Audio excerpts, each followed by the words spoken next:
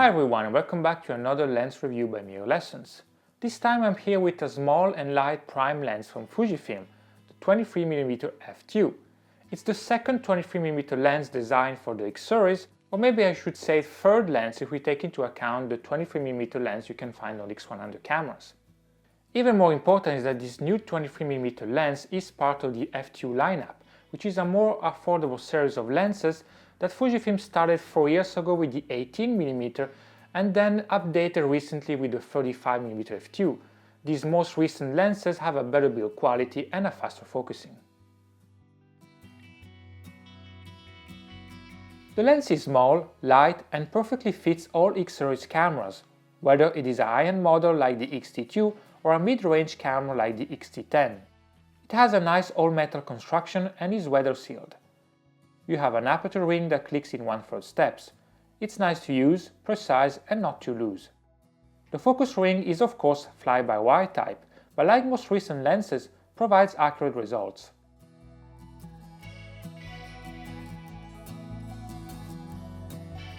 The lens comes with a tiny plastic hood that protects the front element from bumps, scratches and of course flare.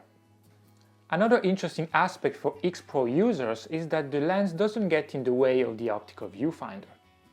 You can see it in the bottom right corner, but your field of view remains clear.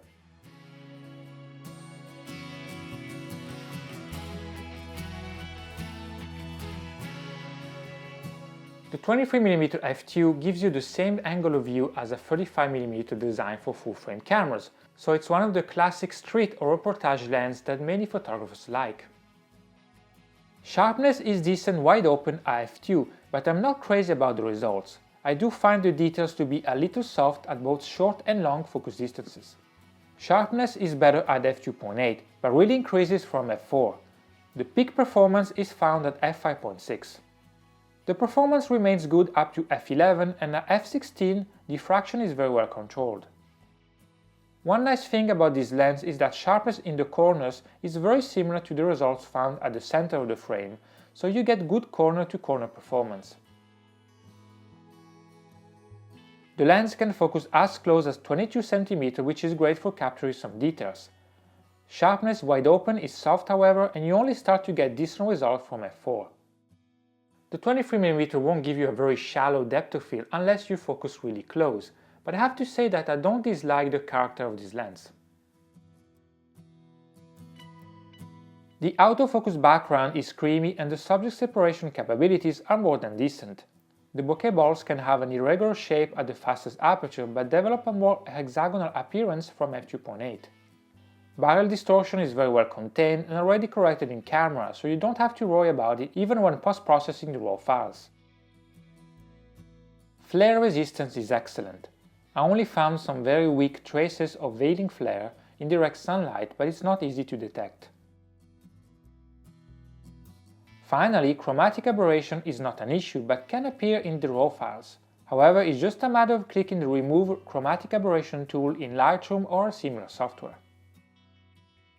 I don't have a lot to say about the autofocus performance of this lens except that it is really fast on both the X-T1, X-T2 and X Pro 2. It performs really well in both single and continuous autofocus, it is silent and it has an internal focus mechanism. I used it in many different conditions, but probably the most difficult was a Halloween ghost walk in the woods. The camera struggled a little on some occasions, but as far as the lens is concerned, it always focused fast without any hesitations. I also used the 23mm f2 for video and the focus transition in continuous mode was always quick and precise without any back and forth movements. There has been a lot of enthusiasm about these recent f2 prime lenses from Fujifilm, and I have to admit there aren't a lot of negative things I can say about this 23mm. The autofocus is really fast in all situations, for stills and video.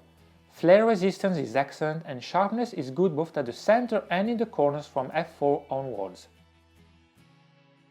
I do find the lens a little soft at f2 and that's probably the only criticism I have. This doesn't mean it's not usable wide open, but for optimal sharpness you need to stop down to f4. I like the character of the lens though, and the shallow depth of field is pleasant in most situations where you need to focus close to your subject to really see a relevant difference. The lens is priced around $450, which I think is a fair price. Unfortunately, I couldn't compare it to the f1.4 version. I had the chance to try that lens when it was announced more than 2 years ago.